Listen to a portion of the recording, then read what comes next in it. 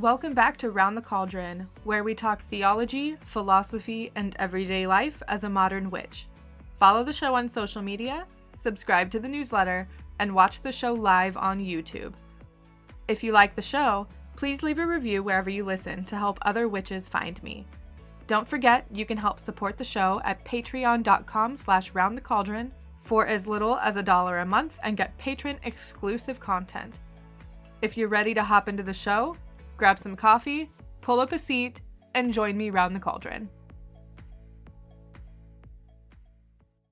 So today I want to talk about some holiday lore, some Christmas traditions that have their roots in some form of paganism or pagan celebration. However, first, I need to apologize to anyone that wanted to watch this podcast as a live stream.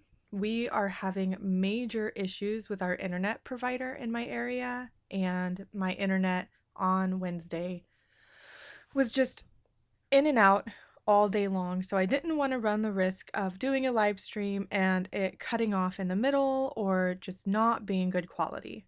So I do apologize.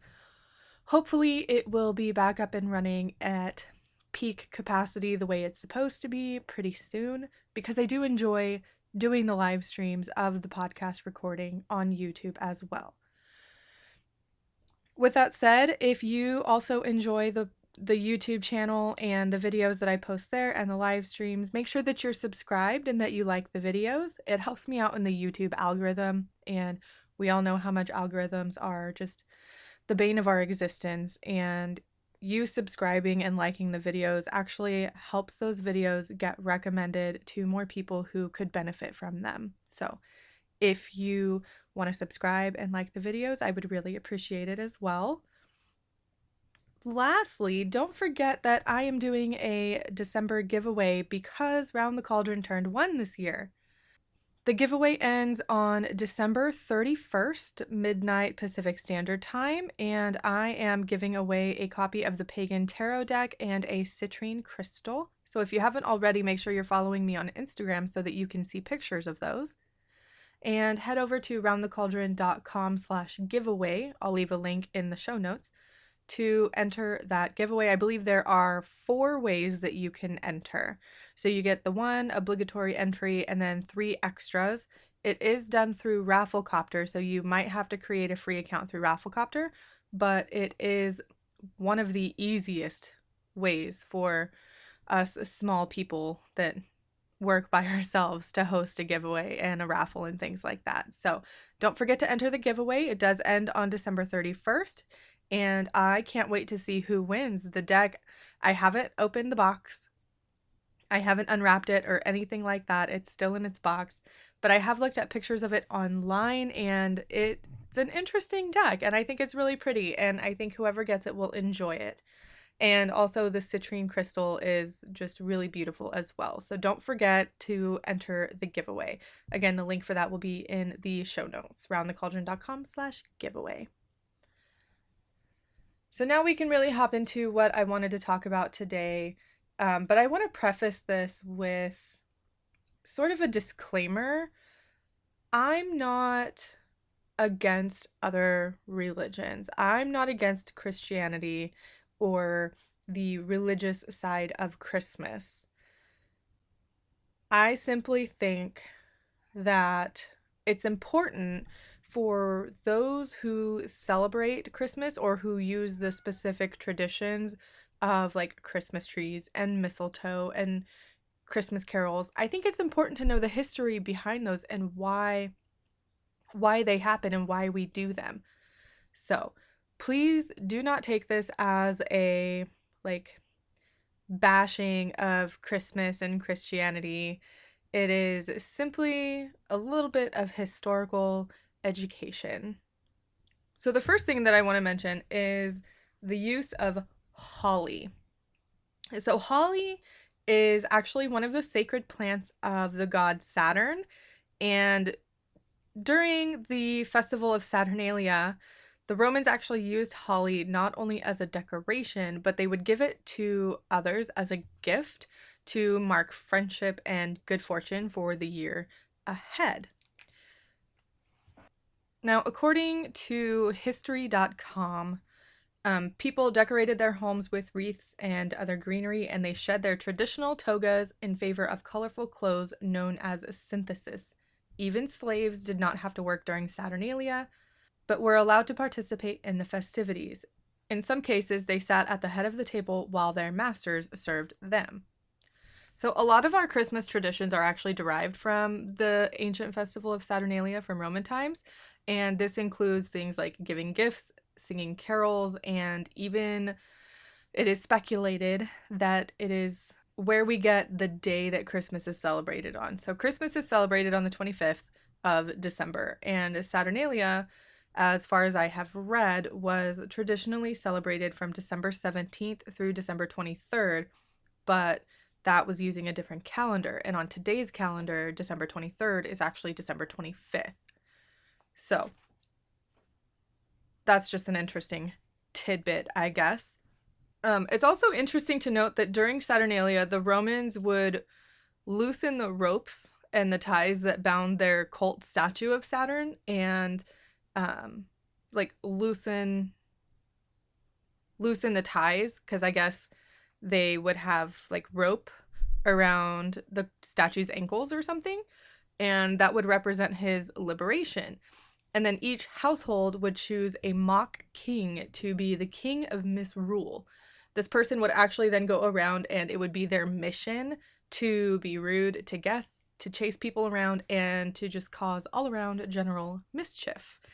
I'm really glad that that's not what Christmas is like today, because I would rather it be about frivolity and happiness and joy and not mischief and rudeness and all of that stuff. But I don't know the cultural connotations of Saturnalia. I'm not an ancient Roman, so I don't know. And I don't worship the god Saturn, so I don't know much about him. Something else that might have its roots in paganism is the origins of Santa Claus. Now, Santa Claus isn't the only sort of mystical being that makes themselves known this time of year. There's Santa, there's Sinterklaas, there's Krampus. There's so many others that honestly I don't know much about all of them, because let's face it, I'm American, and in our schools we're not taught about other cultures. Anyways, that's a completely separate topic. But Santa is based on a real person who was named Saint Nicholas.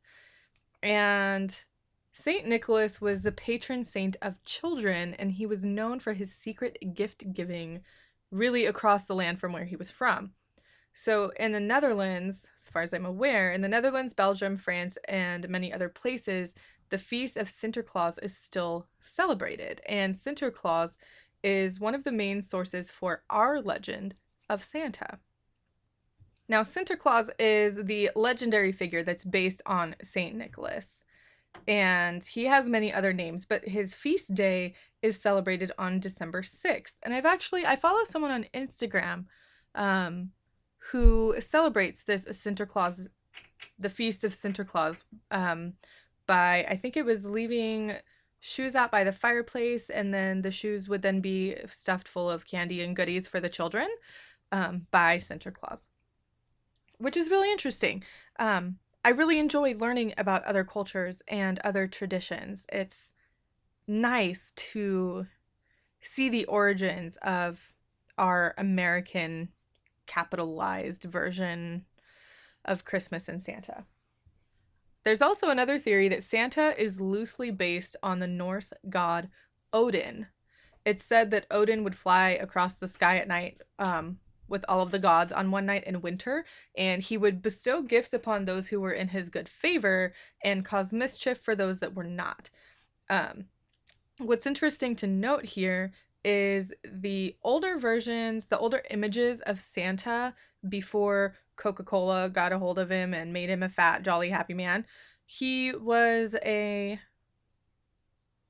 slimmer. He looked more like a wizard, like Gandalf the Grey.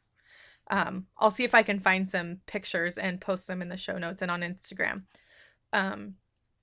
But his previous description before Coca-Cola is closer to that of the descriptions of the Norse god Odin. And it's interesting to note that Santa has 8 reindeer that fly his sleigh, 9 if you count Rudolph. I can't forget Rudolph. My daughter would never forgive me. Um, and Odin has a horse that he rides through the sky on, and his horse has 8 legs. So that's an interesting correlation. There's not a lot of scholarly evidence, I guess, to say that that's where that basis comes from, but it's a nice theory, you know. You can't discount the coincidences. And then we can talk about Christmas carols. Christmas carols. So one of the most asked questions I see in pagan communities during this time of the year is, where is the Yule music? Where is the winter solstice music? And I think it's because Christmas music is abundant. There is so much Christmas music out there, but not all of it, a lot of it is heavily steeped in Christianity and monotheistic traditions, um, that it doesn't feel right to me personally to sing a Christmas carol about the baby Jesus and things of that nature, because it's not something that I hold true in my heart. So, Christmas carols and Christmas music actually have a history. Um, Now, the history of Christmas carols is twofold. It used to be called wassailing. I think I'm saying that right. But it goes back to England even before the 1700s, and there's two versions. So the first version is wassailing the neighbors, and the second version is wassailing the crops, which is actually a much older tradition.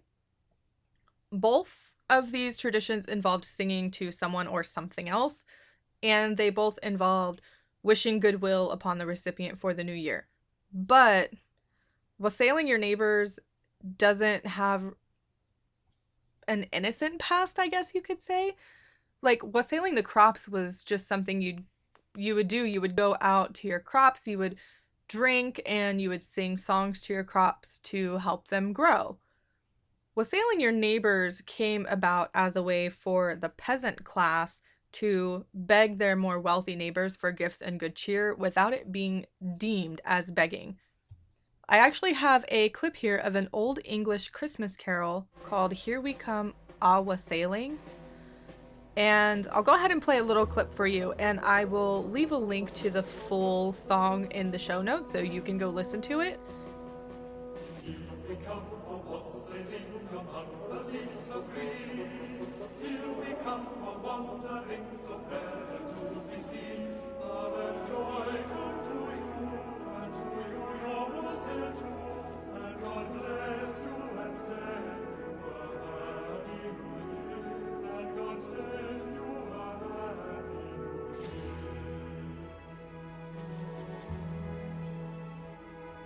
A wassail cup is made of the rosemary tree, and so is your beer of the berries honey. Love and joy come to you, and to you your wassail too, and God bless you and send you a happy new year. It reminds me of the movie A Christmas Carol, where the spirits of Christmas have to scare Ebenezer Scrooge into sharing his wealth, essentially. And when people go wassailing, they're not scaring their neighbors into sharing their wealth and their good cheer. They're just sort of begging for it. And there are some songs out there that are old that were sung that if the people who were being sung to did not bestow gifts and good cheer, then the people who were singing would essentially just invite themselves in and cause all kinds of mischief. I'll see if I can find a clip of another Christmas carol that really shows that. And it's weird to think about because when you sing these songs, you don't really think about what it actually means. You just sing the songs because that's the lyrics and it's Christmas and you're singing a Christmas carol to be in the mood for Christmas. But once you look at the lyrics of what you're actually singing, you can see that the history behind Christmas carols isn't as innocent as you would think.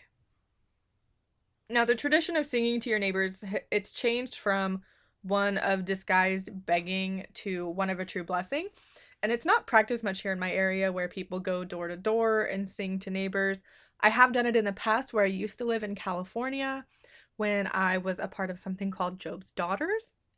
We would go and we would sing Christmas carols in different neighborhoods several nights a week.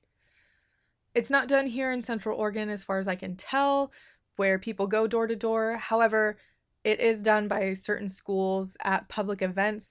They'll gather, they'll sing songs, and it's always nice to see, and it does bring a smile to everyone's face, and it just puts everyone in a really good mood. No matter how much you don't like Christmas music because you worked retail for so long and everything is just ruined for you.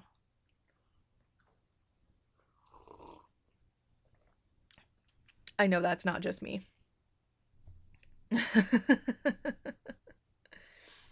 So, one of the last things I want to talk about is the Celtic origins and winter solstice. These three things are going to be like mistletoe, the Yule log, and the Christmas tree. So, mistletoe is a staple during Christmas time, but it actually has its roots in the beliefs of the Druids. The Druids believed that mistletoe protects the user or the building or wherever the mistletoe is hanging from. It protects it from thunder, lightning, and evil spirits. It's also said that mistletoe is a magical plant, and that we kiss under the mistletoe because in ancient times, when enemies would meet under the mistletoe, they would be compelled to lay down their weapons and call a truce. Now, I can't find a legitimate source for this, so take it with a grain of salt, but it is a fun little tidbit of information if it is 100% accurate. Don't quote me on the accuracy of that. I read it and I could not find a legitimate source for it. However, it is interesting to note that mistletoe, for being so pretty, it's believed to have healing powers due to its hardiness, because it's technically a parasitic plant that grows on trees seemingly from nothing. It'll just sprout and grow and grow and grow, and it doesn't actually grow on the ground, just on the trees. And then everybody's favorite holiday tradition is the burning of the Yule log. Now, it's still called a Yule log, even though a lot of people that burn the Yule log or they turn that channel on their TV to the Yule log burning, they don't call it a Christmas log. They don't call it a baby Jesus log. It's a Yule log. And to this day, we call it a Yule log as a testament to how the old tradition has survived throughout the years. The burning of the Yule log today it's just a small reminder of the ancient bonfires that were held to welcome the sun back to our side of the world. At those bonfires and the celebration at the winter solstice, a part of the bonfire would actually be taken back to every home, and the hearth fires would be relit with the new fire from the solstice celebration. Now, I'm not sure through my research if it's literally like everybody took a piece of the wood while it was on fire and used that to relight their fires at home, because during the winter solstice celebrations, it is thought that all hearth fires were put out so that the only fire that would be lit in the village or in the area was the winter solstice bonfire. We don't know for sure if they just took a piece of the wood home with them or if they actually took embers. We're not entirely sure. We just know that they stated that a piece of the bonfire was taken and used to relight their hearth fires at home. And that's a really nice way of bringing that energy into your home for the protection and just for welcoming back the sun and the days so that life will resume in the springtime and the livestock will have babies and the birds will be singing and all of the plants will grow. Lastly, we can talk about Christmas trees. Now, through my research, I have found that the Druids held, well, not just the Druids, a lot of ancient peoples, Druids, the Celtic people, the Romans, they held evergreens to like on a pedestal because evergreens are a really hardy plant and they don't actually die out during the winter like everything else.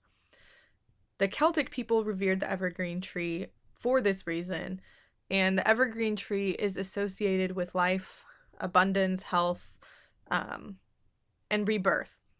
So the trees were actually decorated during Saturnalia by the Romans and during winter solstice, and that tradition has really carried over into the modern time. A lot of people have Christmas trees. So, does it really matter in the scheme of things where these traditions are coming from? I mean, not necessarily, not unless you're a historian or an anthropologist or something of the sort. I don't think the pagan origins of Christmas traditions are all that important in the grand scheme of things, but it is good to know why we do the things we do.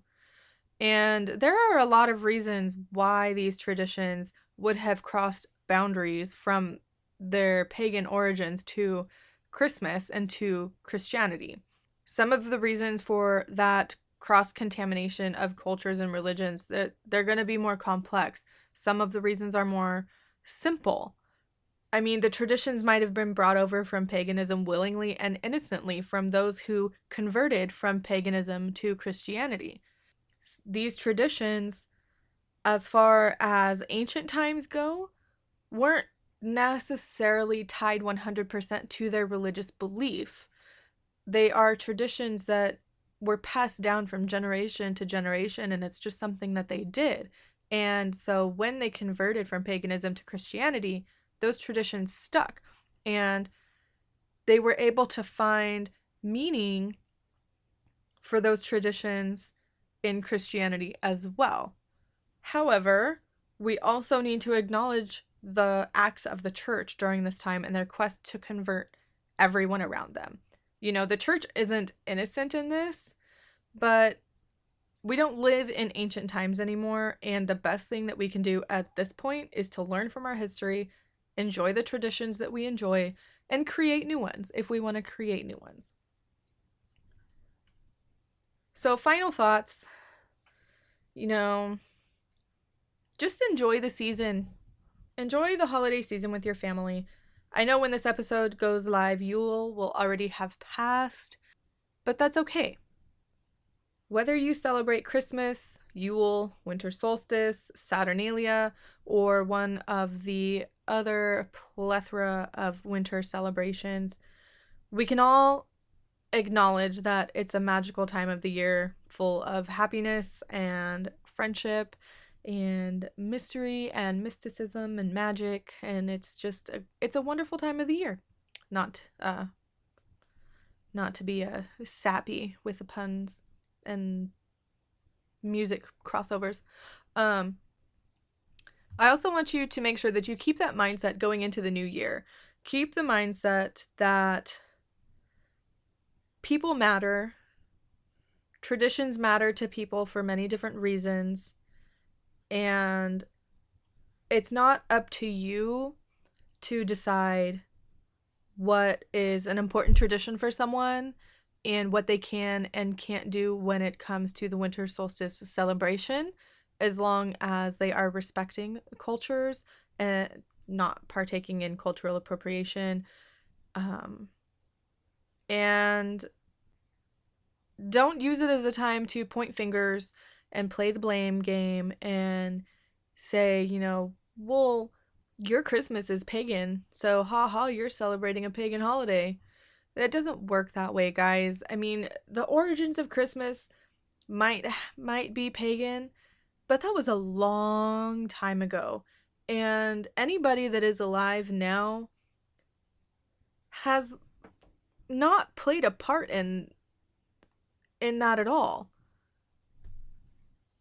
So let people enjoy their holidays. Don't be rude. And take the mindset with you into 2020 of happiness and friendship and love and joy, and move forward in the new year in that aspect as well. And also, if you're not done shopping yet, keep that in mind too. Shop small, shop local, and try not to get stuck in the capitalistic trap of holiday shopping, because no matter what the origins of Christmas traditions are, we all know that this world currently runs on capitalism and money, and everybody likes to have the best thing, buy the best thing, give the best gifts. But that's not what's important during this time of the year. It's the thought that counts. Don't put yourself into debt trying to buy the best gifts and be the best gift giver, because when it comes down to it, that doesn't matter. That's not important at all. Just be a good person and enjoy the season with the people that you love. Um Before I leave you today, I want to ask you what your favorite holiday traditions are. Do you celebrate Christmas or Yule?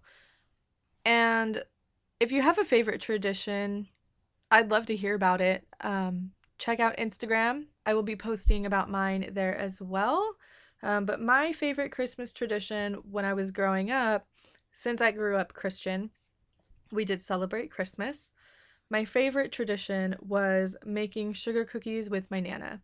I haven't made sugar cookies with my Nana in years. We we used to share a home together, but we no longer do. We actually live in separate states now, and we have for a while.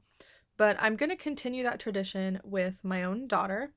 This year, they're going to be Yule cookies for the winter solstice and the return of the sun.